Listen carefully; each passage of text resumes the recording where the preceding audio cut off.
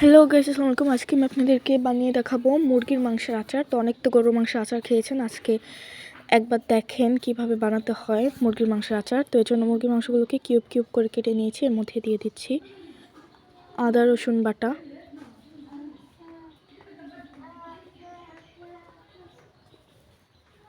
তারপর দিয়ে দিচ্ছি ধনিয়ার গুঁড়া,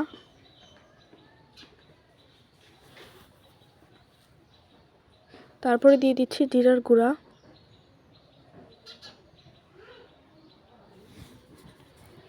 এখন দিলাম হলুদের গুঁড়া।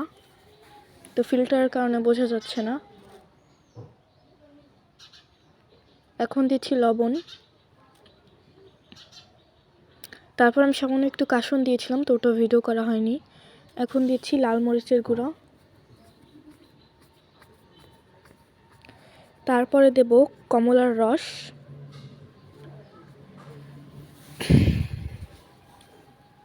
এটা আপনারা নাও দিতে পারেন চাইলে। এখন ভালো করে মাখিয়ে নিচ্ছি।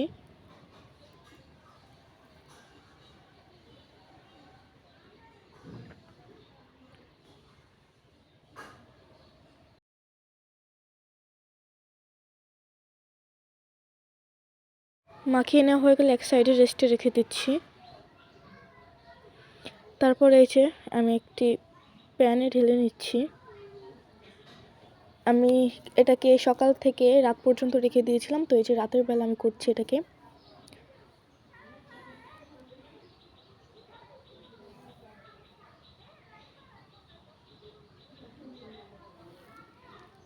তো এটাকে এখন আমি ওভেনে বসিয়ে দিচ্ছি। তো এখন ইন্ডাকশন কুকারটা চালিয়ে দিলাম। এখন ভালো করে নেড়ে চেড়ে মিশিয়ে নেব।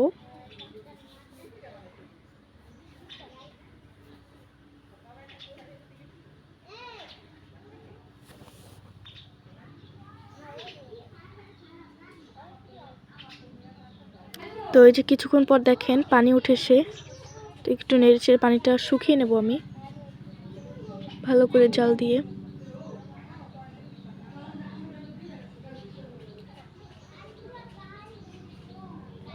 তো এই যে এখন দেখেন এরকমটা হয়ে এসেছে, একটু ঘন হয়ে এসেছে অনেকটা।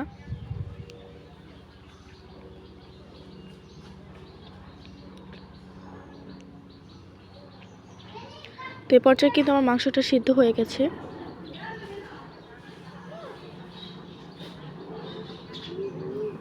তো এই যে কিছুক্ষণ ধরে জাল দেওয়ার পর পানিটা পুরোপুরি শুকিয়ে গেছে।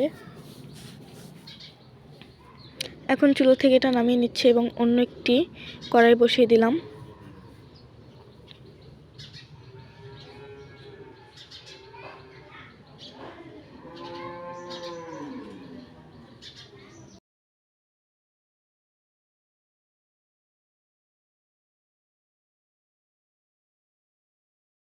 তো প্যানটা গরম হয়ে গেলে এর মধ্যে দিয়ে দিচ্ছি আচারের তেল। তো আমাদের বাসায় আচার ছিল, এটাও কিন্তু ঘরে তৈরি করা, তো সেখান থেকে আমি একটু তেল দিলাম।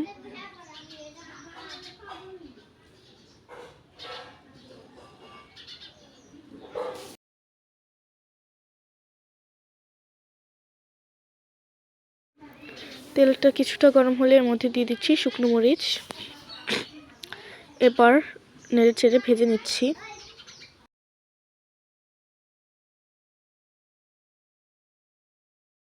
এখন দিয়ে দিচ্ছি গোটা রসুনের কোয়া।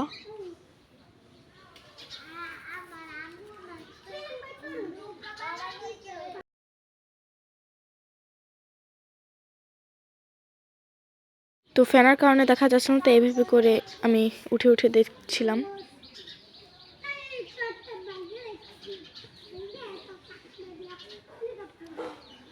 এভাবে উঠিয়ে দেখছিলাম যে ভাজা হয়েছে কিনা।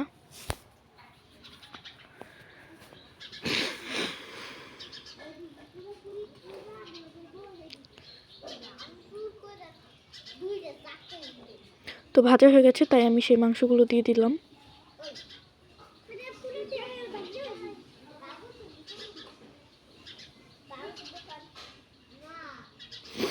এখন নেড়েচেড়ে মিশিয়ে নিচ্ছি।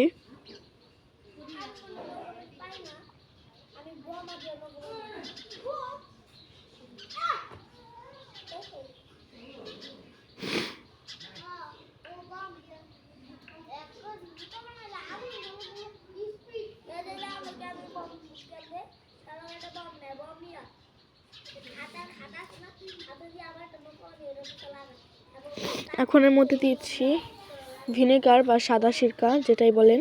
তো আমাদের বাসায় কিন্তু এটা দেওয়ার কোনো প্রয়োজন নেই, কারণ এটা একদিনেই শেষ হয়ে যায়, এতটা মজাদার। তাও আপনাদের সুবিধার্থে দেখালাম, এটা দিলে বেশ কিছুদিন ভালো থাকে।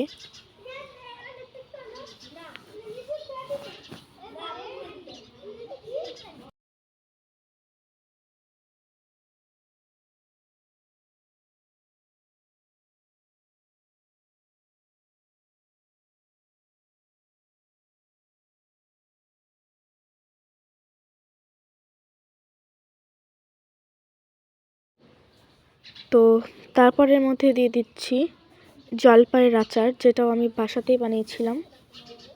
তো এর রেসিপিও কিন্তু আমাদের চ্যানেলে দেওয়া আছে।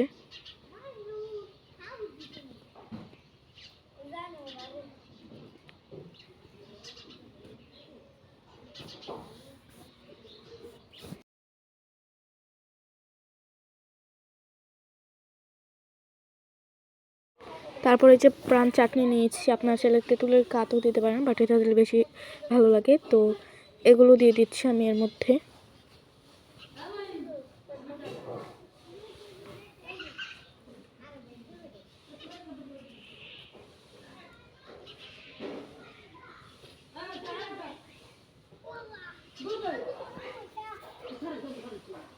এরপর ভালো করে নেড়ে চেড়ে মিশিয়ে নিচ্ছি।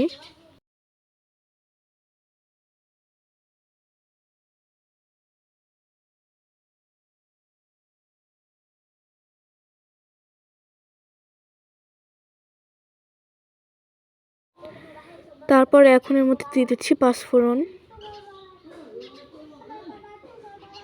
পুরো আবারও ভালো করে নেড়ে চেড়ে মিশিয়ে নিলাম।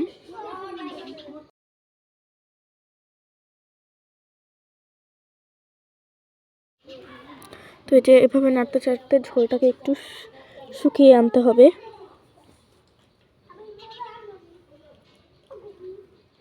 আমি জাস্ট আপনাদেরকে জুম করে দেখাচ্ছিলাম, মানে এর তেলটা।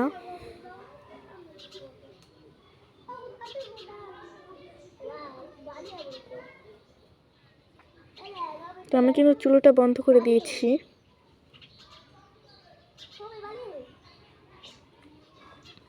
এখন এভাবে নেড়ে ঠান্ডা করে নেব।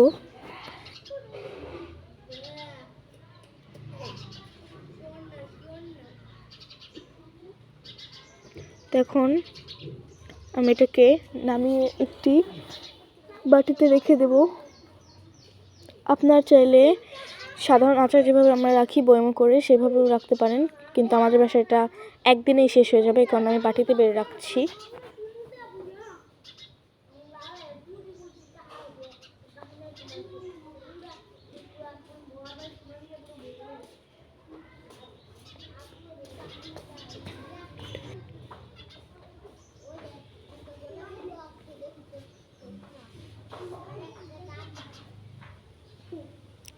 তো এইটা এর ফাইনাল লুক।